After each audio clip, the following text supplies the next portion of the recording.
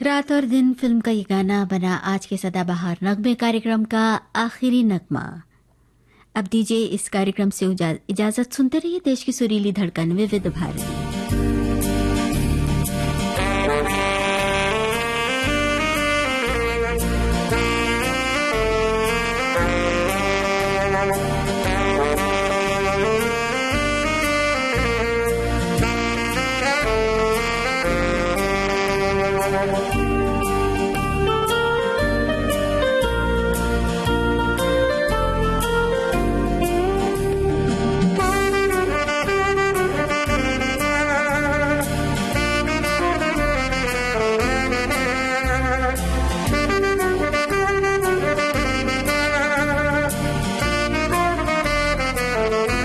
सुन रहे विविध भारती राष्ट्रीय सेवा, देश की सुरीली धड़कन, सखी सहेली कार्यक्रम बस कुछ ही पलों में।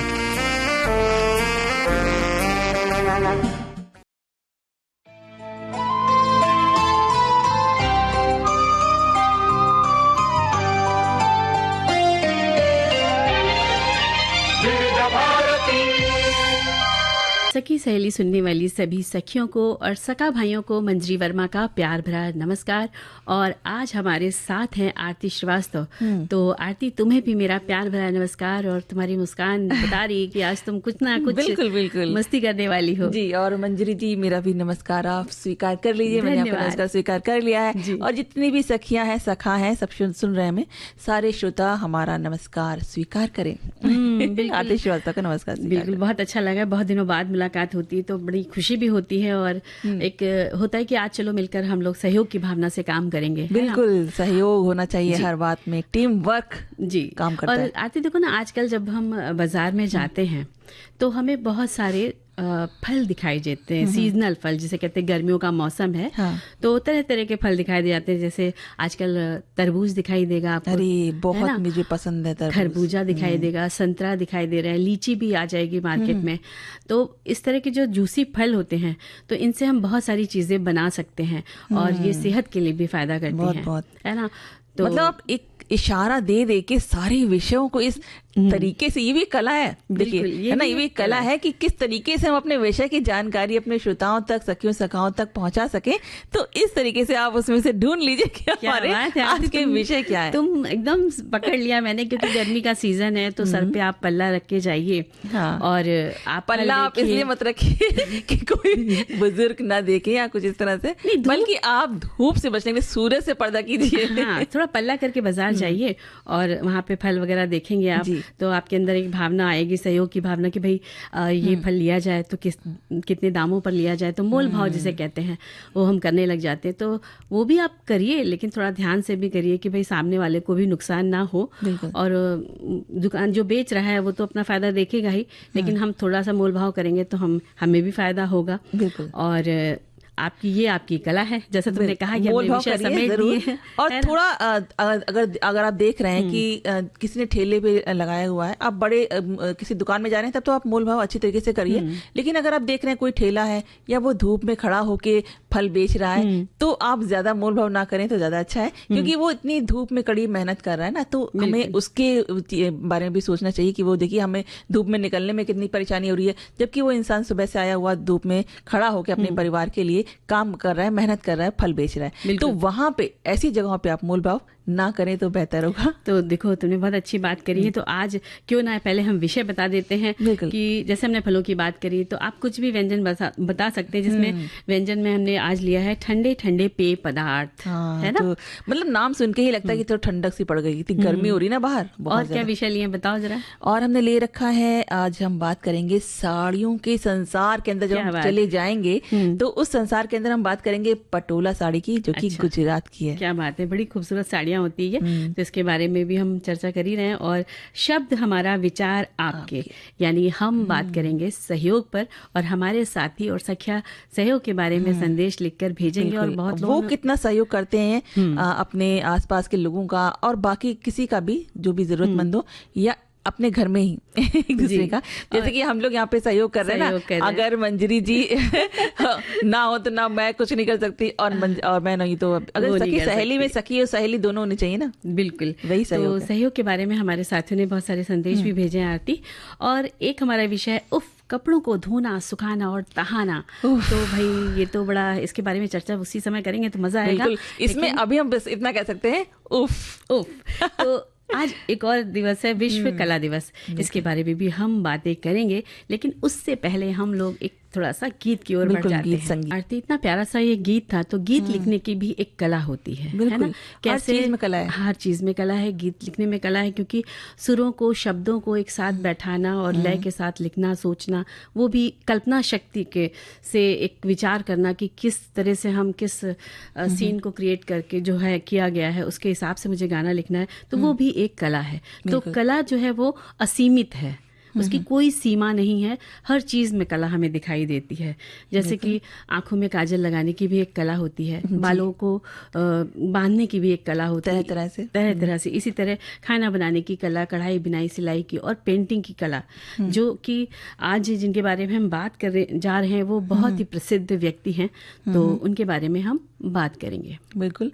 और आज है 15 अप्रैल यानी कि विश्व कला दिवस।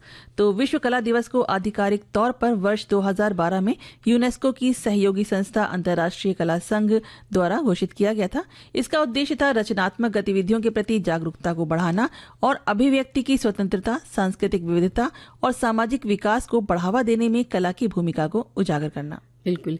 और लियोनार्डो दा विंची के जीवन द्वारा स्थापित उदाहरण के माध्यम से इन मूल्यों पर बल देने के लिए 15 अप्रैल की तारीख का चयन किया गया था, क्योंकि 15 अप्रैल को लियोनार्डो दा विंची की जयंती मनाई जाती है, और जिनका जन्म 1452 में इटली में हुआ था।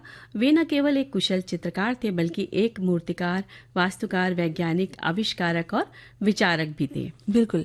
और देखिए मुझे क्या रहता है ना कि कला जो है वो हर चीज में, चाहे वो नष्ट करने की ही चीज क्यों ना बनाए, वो रचनात्मकता ही है जो कला हमको सिखाती है, जिसके जरिए हम नई नई चीजों का आविष्कार करते हैं। चाहे वो बम ही क्यों ना हो, वो विनाश करता है, लेकिन वो उसको बनाने की कला, बनाया किसने, बनाया जिसने भी, तो हम उसको किस तरीके से अपनी कला को हम अपने अच्छे के लिए प्रयोग कर सकते हैं, वो चीज भी एक सीखने की कला है। बिल्कुल। देखिए, देखो कला का अंत नहीं है। जैसे कि बांस की चीजों से हम कितनी सारी सुंदर सुंदर टोकरी, पंखे आदि बना लेते हैं, खिलौने बना लेते हैं। इसी तरह मिट्टी से कितने सारे खिलौने बनाए जाते हैं, लकड़ी के कितने खिलौने बनते हैं। यानी उनकी जो कला है, इन सब में कला निकल के आती है। घर बनाना हो या दरवाजे खिड़कियां बनाना हो या लोहे का काम हो, सब में कला छुपी हुई है। बिल्कुल। और बच्चों को पढ़ाने की भी एक कला होती है ना? उस कला के बगैर तो हम आगे नहीं बढ़ सकते, क्योंकि शिक्षक बच्चे को किस तरीके से आपको करना है,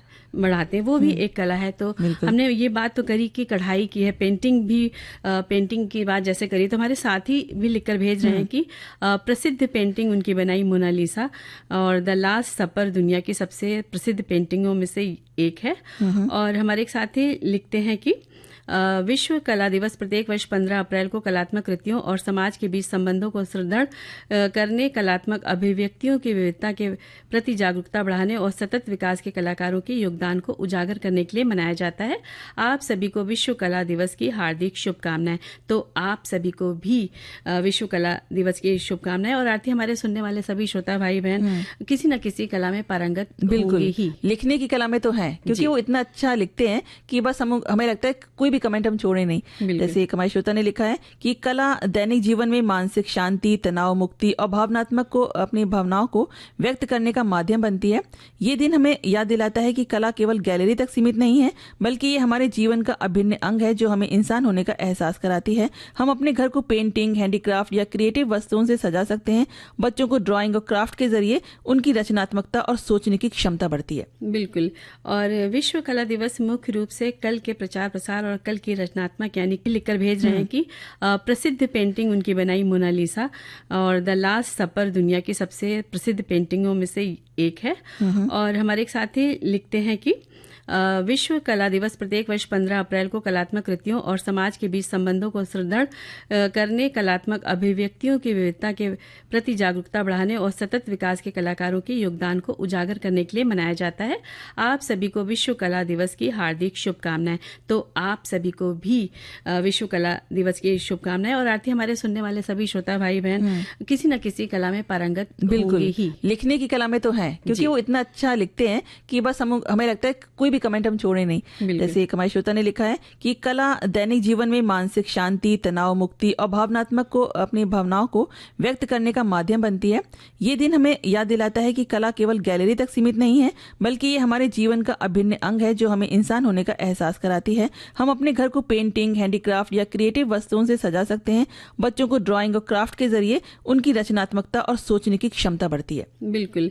और विश्व कला दिवस मुख्य रूप से कल के प्रचार प्रसार और कल की रचनात्मक यानी क्रिएटिविटी को बढ़ावा देने के लिए मनाया जाता है। ये दिन इस चीज के प्रति हमें जागरूक करता है कि अगर आपके बच्चे के अंदर कोई कला है तो आप अपने बच्चों की उस कला को बढ़ावा दें, प्रशिक्षण दें और उन्हें उस काल में जाने के लिए प्रेरणा दें जो उन्हें प्रेरित कर रहा है। जैसे कि खेलना, किसी को क्रिकेट खेलना पसंद है, किसी को हॉकी पसंद है, तो ये सब कलाएं ही तो हैं। खेलने का हुनर भी तो हर के पास नहीं होता, जिसके पास है और आपको पता है तो आप उसको बढ़ावा दे सकते हैं। बिल्कुल, और हमें देना भी चाहिए अपनी उस कला, हो सकता है उसके जरिए वो उसकी बहुत अच्छी चीज कर सके वो। हाँ बिल्कुल, अपने कोई अच्छा मुकाम हासिल कर सके वो।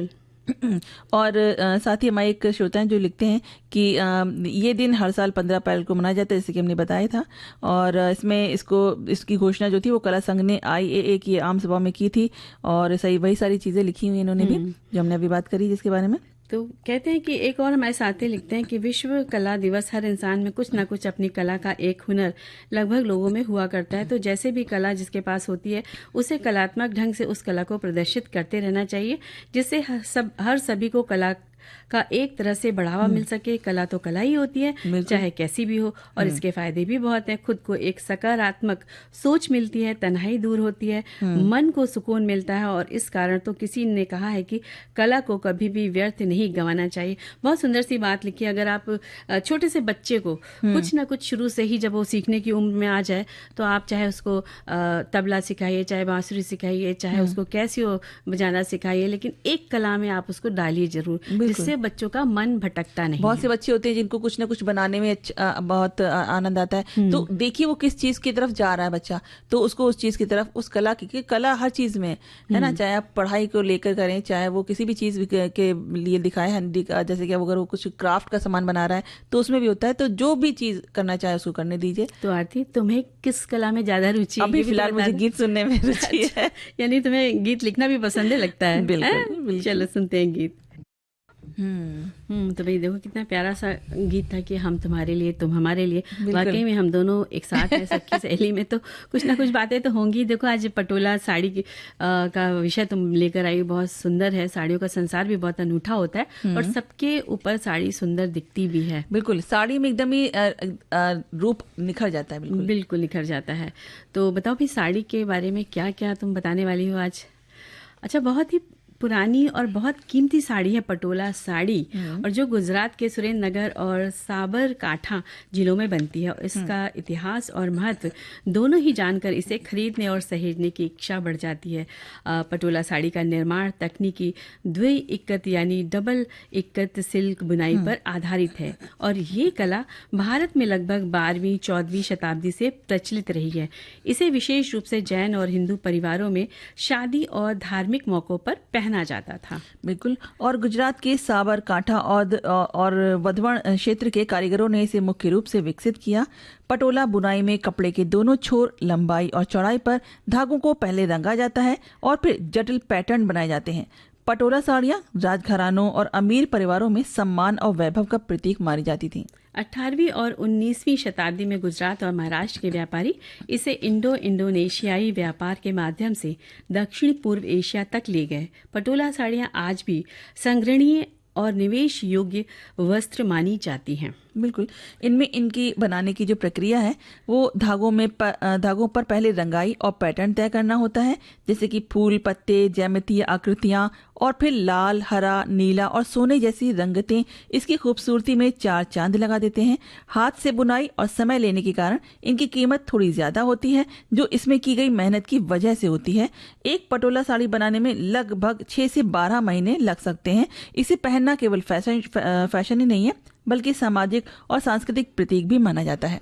पटोला साड़ियों का महत्व इस बात से भी समझा जा सकता है आरती कि गुजरात की पटोला साड़ी यूनेस्को द्वारा इंटेंजिबल कल्चरल हेरिटेज में शामिल करने योग्य मानी गई हैं। जी, है ना। और बिल्कुल, क्योंकि पटोला साड़ियों की बुनाई एक बहुत ही जटिल और समय लेने वाली प्रक्रिया है।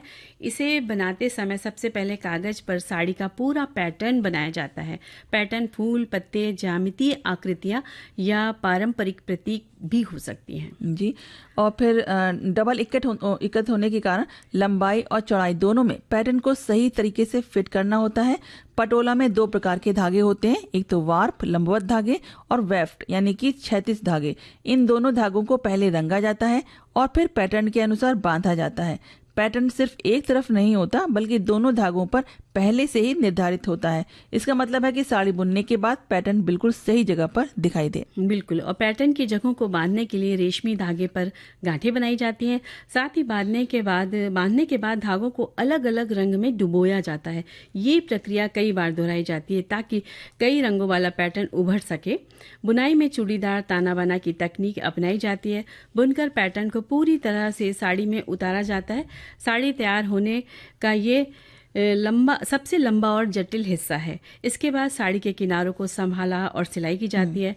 ऊपर से हल्का पॉलिश या चमक भी दी जाती है। इतनी जटिल प्रक्रिया से गुजरने के कारण ही 1 सदी पटोला साड़ी बनाने में लगभग 6 महीने से 1 साल लग जाते हैं। साड़ी बिल्कुल हाथ से और कारीगरी के साथ बनाई जाती है, इसीलिए इसकी कीमत बहुत अधिक होती है, जो कि इसे बनाने वाले कारीगरों की मेहनत के अनुरूप होती है। मतलब जो मेहनत करते हो उसको पैसा उतना इस वजह से देना पड़ता है। बिल्कुल। और ये जो धागों को रंगना है और कपड़ों को रंगना है, उसमें पैटर्न बनाना है, बहुत बारीकी से काम किया जाता है।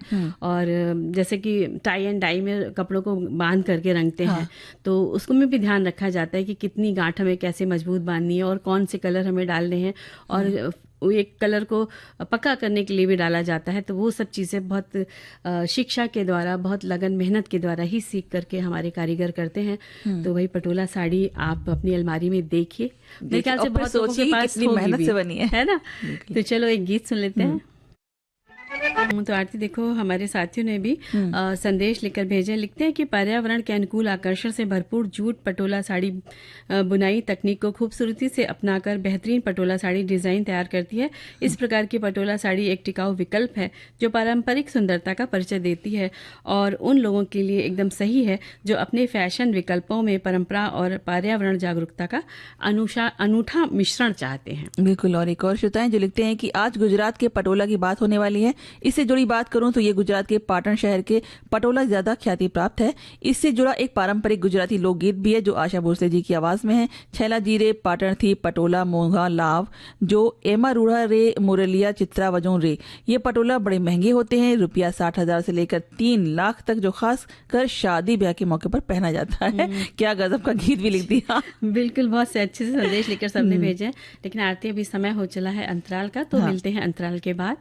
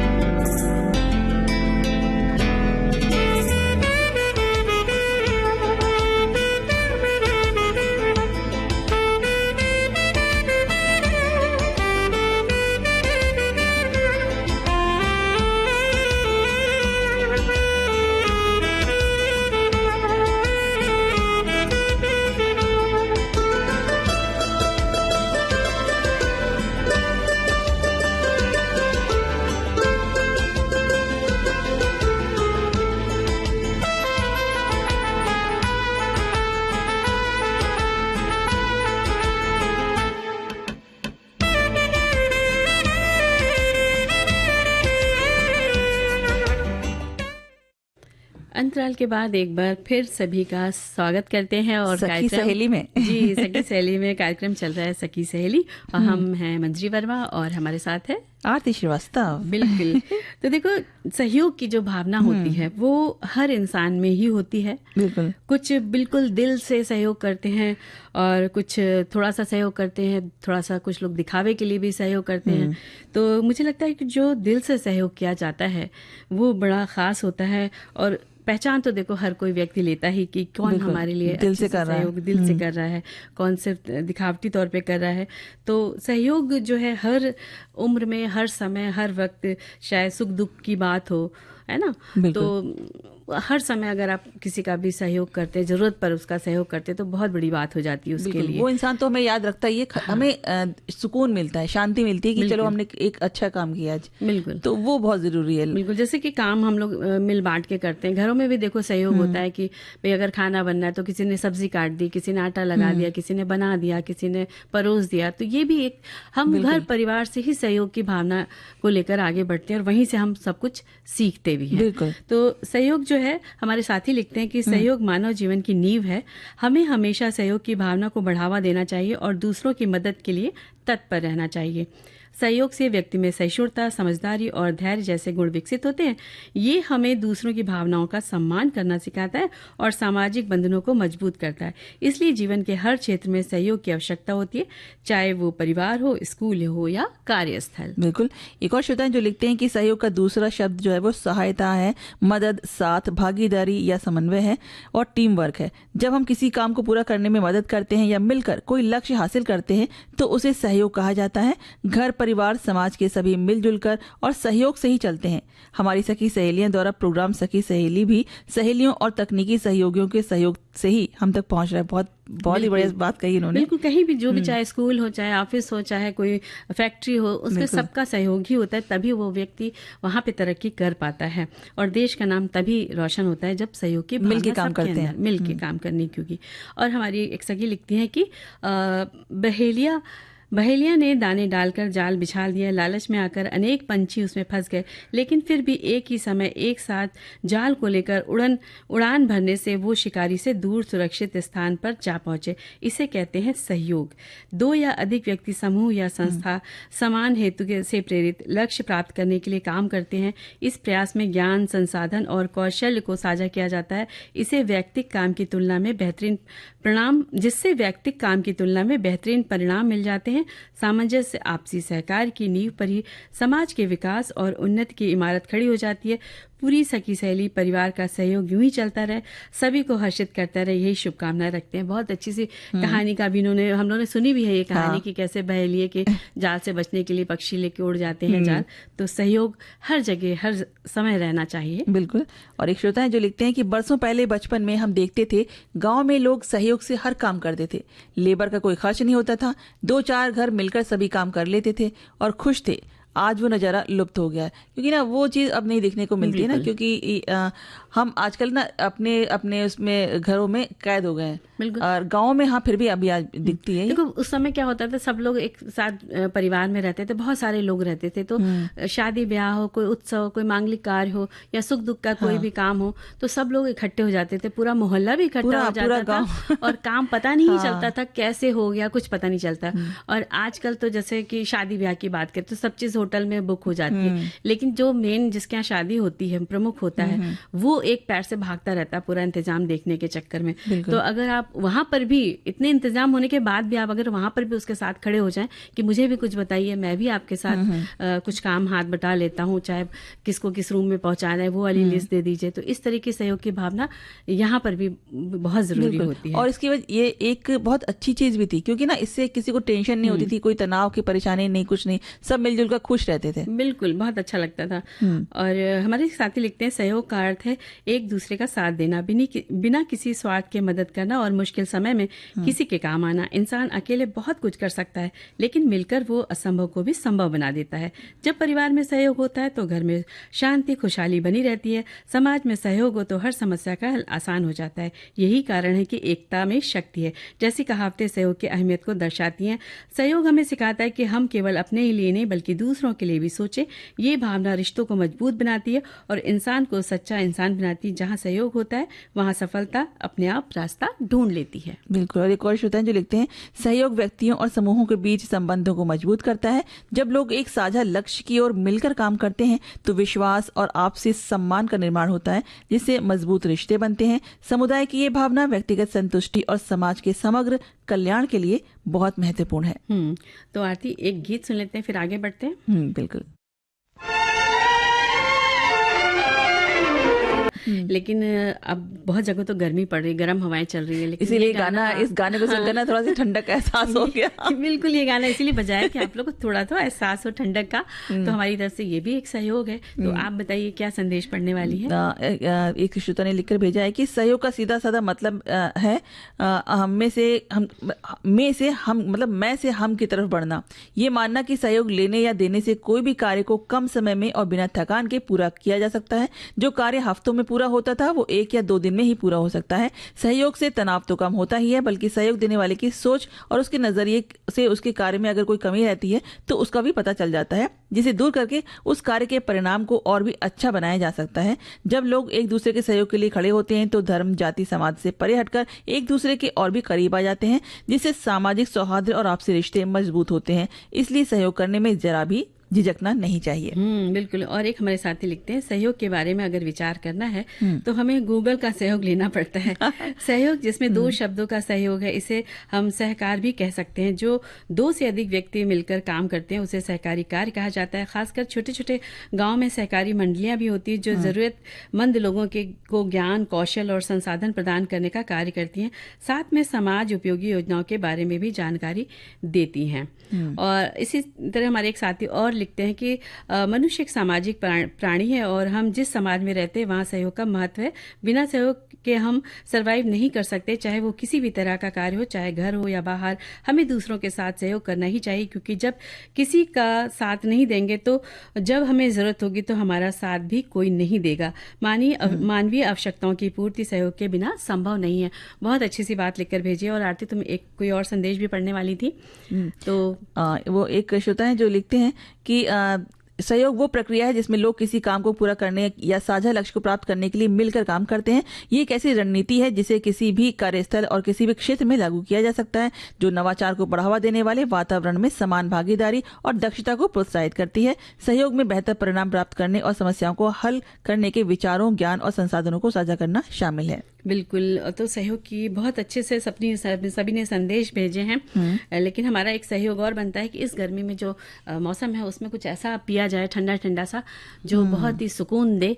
तो आरती, उसके लिए एक लस्सी बनाई जाए। क्यों ना बना दें एक लस्सी। बिल्कुल। तो लस्सी तो हमारे सभी साथी और पूछ लस्सी तो हमारे सभी साथी बना ही लेते हैं। लेकिन आप लीजिए बहुत बढ़िया सा गाढ़ा सा दही और उसमें आप चीनी मिलाकर उसको अच्छे से फेंट लीजिए। और इस समय जो भी मौसमी फल है तो आप उनको काट करके छोटे छोटे टुकड़ों में रख लीजिए और एक गिलास में थोड़े से आइस क्यूब्स डालिए, थोड़ा सा दही डालिए, फिर थोड़ा सा आप उसमें फ्रूट्स डालिए, फिर दही, फिर फ्रूट्स, फिर आइस क्यूब्स, फिर उसके ऊपर फ्रूट्स। तो ये आपकी बढ़िया शानदार लस्सी बनकर तैयार बहुत ही बढ़िया बन जाएगी। तो एकदम ठंडा ठंडा। और इस लस्सी के ऊपर अगर रबड़ी मिल जाए आपको, अरे तो आप वो डाल दीजिए तो पूरा मजा आ जाए। मंजीरी जी क्या चाहती हैं? हमारे मुंह में पानी लाना। बिल्कुल, मैं कुछ बोलूंगी नहीं तो मैं बोल ही नहीं पाऊंगी वरना। तो चलो बताओ और क्या हमारे साथियों ने लिखकर भेजा। एक हमारे शिव साथी हैं लिखते हैं कि घर में आम का पेड़ लगा हुआ है, उससे गिर रही हैं कैरियां, उससे बनाया है उन्होंने कुछ बढ़िया सा कुछ, तो उन्होंने लिखी है उसकी रेसिपी। तो 1 कटोरी छोटे टुकड़े में कटा हुआ कच्चा आम, 1 से 1.5 कटोरी शक्कर, कुछ पुदीना की पत्तियां, हरी धनिया की डंठल और कच्ची कैरियों के साथ में सभी को कम से कम पानी में उबाल लीजिए और मिक्सर में डालकर उसका पेस्ट बना लीजिए और शक्कर की गाढ़ी चाशनी बना लीजिए। अब इसमें पेस्ट को छान कर डाल दीजिए। कुछ देर उबालने पर ये गाढ़ा हो जाएगा। अब ठंडा होने पर उसे बॉटल में भर लीजिए। जब आवश्यकता हो तब गिलास में 1 चम्मच भर कर ये पेस्ट डालिए और फिर पानी मिला दीजिए और बर्फ डाल दीजिए और तैयार है आपका पन्ना। यानी आम का पन्ना बना लिया है। और इसी पन्ना का जो गाढ़ा गाढ़ा पेस्ट बनाते हैं ना आरती, उसी पेस्ट को आप आइस ट्रे में जमा दीजिए, अरे तो वाह। क्यूब्स हो जाएंगे आपके पास रेडी। तो उस चम्मच से नहीं निकालना, आपको क्यूब्स डालने हैं, डाल वो के देखने में भी सुंदर लगेंगे ना। बिल्कुल, जब कोई आपके पास आए तो 1 क्यूब डाला, थोड़ा सा पानी डाला और बस आपने फर्स्ट क्लास शरबत तैयार कर दिया। और इस मौसम में बेल का शरबत भी बहुत फायदा करता है। तो पके बेल का गूदा आप निकाल लीजिए, छान लीजिए, बीजे हटा दीजिए, फिर उसको भी अच्छे से मैश करिए। मथानी होती है तो मथानी से मथ लीजिए, फिर उसमें आप शुगर डालिए और चीनी डालिए और बर्फ के टुकड़े डालिए और इसको भी छान करके आप अच्छे से पीजिए। तो ये बेल का शरबत बहुत फायदा करता है। तो इसी तरह पपीते का शरबत पिया तुमने कभी? पके पपीते का नहीं पिया है मंजरी जी, बता दीजिए ताकि हमारे श्रोता भी पी सकें उसको। पका पपीता लेना है, उसको छीलना है, उसको पीसना है। पहले तो आप कह लीजिए पका पपीता, पपीता पका। अच्छा, वो मत, टंग ट्विस्टिंग वाला मत करो। फिलहाल तो पके पपीते का शरबत बनाते हैं। तो पका पपीता लेना है, उसको पीसना है। उसमें थोड़ी चीनी भी डाल देनी पीसते समय, और उसमें थोड़ा सा दूध डालना है, उसमें आइस क्यूब्स डालने हैं। बस आपका पका पपीते का शरबत तैयार। एक बार पी कर देखना आरती, बहुत मजा आ जाएगा। बिल्कुल बिल्कुल। फिलहाल तो हम लोग एक गीत सुन लेते हैं, फिर आगे बढ़ जाने। क्यों नहीं जाने? अच्छा, ताकि मैं आपके घर ना आ जाऊँ, आपको पके पपीते का पीने शरबत ना पिलाना पड़ जाए कहीं। नहीं, इसलिए आजकल तुमको मेरे कपड़े तहाने पड़ेंगे ना, इसलिए। अच्छा ये मैं थोड़ी बहुत मदद करूंगी, लेकिन केवल तहाने में, सुखाना धोना वो आप करिए। देखो, कब जब ऐसी बात आती है तो लगता है उफ, कपड़ों को धोना सुखाना बड़ी मुसीबत का काम होता है। सच कहे तो जितने कपड़े ना अलमारी खोलो तो अरे कितनी सुंदर कपड़ा, ये वाला ये पहन लेते, पहनने तक अच्छा लगता है, फिर जब धोने की बारी आती है तो क्यों हमने इसको निकाला। सही बात है। तो क्या कहती है इस बारे में? इस बारे में तो हम ये कहेंगे कि मतलब उफ ही सबसे बढ़िया शब्द लगता है हमें। अगर हम कपड़े धोने सुखाने की बात करें तो जब भी ये कपड़ों को धोने सुखाने और तहाने की बात आती है तो पहनते समय तो फटाफट निकाले और पहन लिए, लेकिन जब बारी आती धोने की तो लगता है चलो रख देते हैं, ऐसे ही 1-2 बार और पहन लेंगे फिर धो देंगे। अक्सर ऐसा होता है कि साड़ी वगैरह होती है, पहन के आए चलो रख दें, इसे तहा के ऐसे ही। 5.5 मीटर की साड़ी तहाना कोई आसान बात है। लेकिन इसे कब तक टाल सकते हैं? टालते हुए जब एक पहाड़ इकट्ठा हो जाता है तो मरता क्या न करता वाला हाल हो जाता है। सही बात है। और पहले के घरों में दादी, नानी, चाची या बहुएं अकेले ही सबके कपड़े साफ किया करती थी आरती। और घर के सारे काम के बाद उनका धुलाई का जो होता था ना, सबसे बड़ा काम होता था। उस समय रीठे से या पीली मोटी, याद होगा तुम्हें, साबुन की बट्टी आती थी, उससे रगड़ रगड़ कर कपड़े धोए जाते थे। और फिर उनको फैलाना, उठाना, तहाना, यानी कहीं कहीं पर इसको घड़ी करना भी बोला जाता है। और बाद में उनको प्रेस करना, अच्छा खासा एक शारीरिक व्यायाम हो जाता था। और आरती उस समय जब वो बैट होता था ना एक लकड़ी का, उससे धोना, बाप रे, वो बैट तो मुझे इतना अच्छा लगता है ना। कि अगर आप कभी गुस्से में भी हो ना तो उस बैट से कपड़े को मार मार के सारा गुस्सा आप निकाल दीजिए। किसी का गुस्सा और कपड़ों पर उतार दिया है ना। तो वैसे देखो, कहने की बात ये है कि उस समय जो सब लोग घर में सखियां या हमारे भाई लोग भी कपड़े धोते थे अपने हाथ से। ऐसा नहीं है कि वो नहीं धोते थे, नहीं कहेंगे, रूठ जाएंगे कि भाई हाँ नहीं ये क्या हो रहा है भाई, ऐसा नहीं है, हम भी धोते हैं कपड़े। मेरा कहने का मुद्दा घर की महिलाएं जो होती थी वो सबके कपड़े धोती थी और उसके काफी मेहनत भी करती थी। और जो आजकल की जो इतनी सुविधाएं हो गई उनके बारे में तुम क्या कहोगी? अरे आजकल का तो हाल पूछिए मत। वॉशिंग मशीन है, उसके आ जाने से हाथ से धुलाई का काम कम हो गया है, लेकिन आलस का काम ज्यादा हो गया है। तो अब मशीन लगानी है, ये भी एक बड़ा मिशन हो जाता है। हफ्ते में एक बार लगेगी, ये भी आदेश कानों में गूंजने लगता है कि भाई एक ही बार चलेगी, बार बार नहीं चलाना, हर रोज नहीं चलाना है। जब वॉशिंग मशीन से धोना हो तब भी कपड़े साफ धुले हैं या नहीं, कम से कम 2 बार तो पानी बदलना ही पड़ेगा। ये सारी चीजें दिमाग में चल रही होती हैं। और वॉशिंग पाउडर कितना भी डालें कि कपड़े अच्छी तरह से साफ हो जाएं, ऐसा लगता है मानो कोई रसायन शास्त्री, कोई केमिस्ट्री का या गणित की क्लास चल रही है कि इतने कपड़ों में इतना वॉशिंग पाउडर डालेंगे तो उसकी मैल की छुट्टी होगी और इतने टाइम में हमारे कपड़ों के धुले का मिशन पूरा हो जाएगा। और हमारे साथी भी लिखते हैं कि उफ, ये कपड़ों का झंझट, सारा धोना सुखाना, फिर तह दोबारा, साबुन की खुशबू, पानी की धार, दिन भर का ये चलता व्यवहार, गीले कपड़े रस्सी पे झूले, हवा के संग जैसे कुछ बोले, धूप में सूखे रंग निखर जाए, मन ही मन फिर थकान समाए, फिर आती है तह लगाने सुखाने की बारी, सीधी करो ये साड़ी शर्ट प्यारी, एक एक करके रखते जाओ, अलमारी में जगह बनाओ, उफ ये काम ना खत्म हो पाता, हर दिन फिर से सामने आता, पर साफ कपड़ों की मुस्कान बना देती एकदम दिल खुशहाल। वाह क्या बात है, क्या बढ़िया सी तरीके से उन्होंने लिख दिया इस चीज को। और एक श्रोता है जो लिखते हैं कि कपड़ों को धोना, सुखाना और फिर तह लगा कर रखना ये रोज का काम है। इन कामों के साथ साथ छोटे छोटे अनेक काम और जुड़ जाते हैं, जैसे कि किसी का बटन टूट गया तो उसे भी लगाना, फिर प्रेस करना, फिर ड्राई क्लीन वाले कपड़े हो तो उन्हें अलग करना, रंग निकालने वाले कपड़ों को अलग से धोना और सुखाना, और नहीं तो कपड़ों का एक कपड़े का रंग दूसरे पे चढ़ जाता है कि जो कपड़े का जिस कपड़े कलर के हमने कपड़े खरीदे थे वो बल्कि दूसरे कलर के कपड़ों में रंग चुके हैं। तो सफेद कपड़ों का विशेष ध्यान रखना पड़ता है, उनको ध्यान से धोना पड़ता है, ये एक पूरा प्रोजेक्ट की तरह होता है। बिल्कुल। और एक लिखते हैं कि मैं कपड़ों को धोने, सूखने और इन्हें इस्त्री करने का कुछ ऐसे तरीके बता रही हूँ जो शायद हम सबको पता है पर हम ध्यान नहीं देते। सफ़ेद कपड़ों को अलग धोएं, कपड़े को ज़्यादा गर्म पानी में मत धोएं। एक कपड़े सूख जाते हैं उसे, लेकिन कुछ कपड़े होते हैं जिन्हें गर्म पानी में ही धोना चाहिए, तो उन्हें गर्म पानी में कपड़े को सुखाते समय ध्यान रखें कि अच्छी तरह से सुखाएं। रात में कपड़ों को कहते हैं सूखने के लिए नहीं छोड़ना चाहिए, तो कभी भी कपड़ों को रात में सूखने के लिए ना छोड़ें। और साथ ही साथ जब भी कर लें तो आयरन ज़्यादा गर्म ना करें, जब भी आयरन करने चले हल्की गर्म रखें, इससे कपड़े जल्दी खराब भी नहीं होंगे और मुलायम कपड़े बने रहेंगे। और कपड़ों को अच्छे डिजाइन से धोगे तो वो कपड़े ज्यादा समय तक मुलायम बने रहेंगे। बिल्कुल। तो आरती एक गीत सुन लेते फिर आगे बढ़े।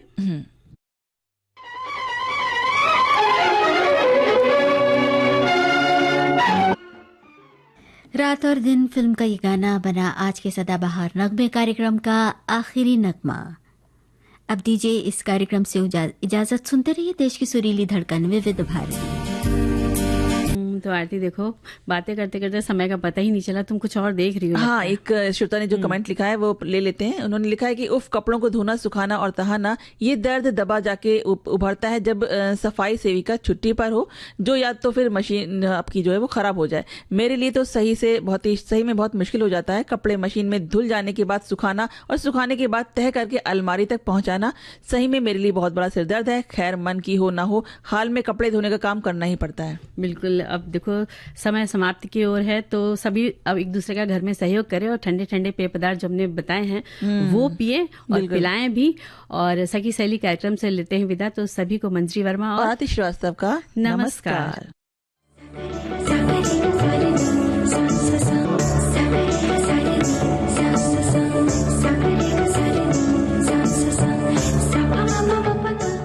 सखी सहेली कार्यक्रम के प्रस्तुतकर्ता अनुश्री पाठक। सखी सहेली।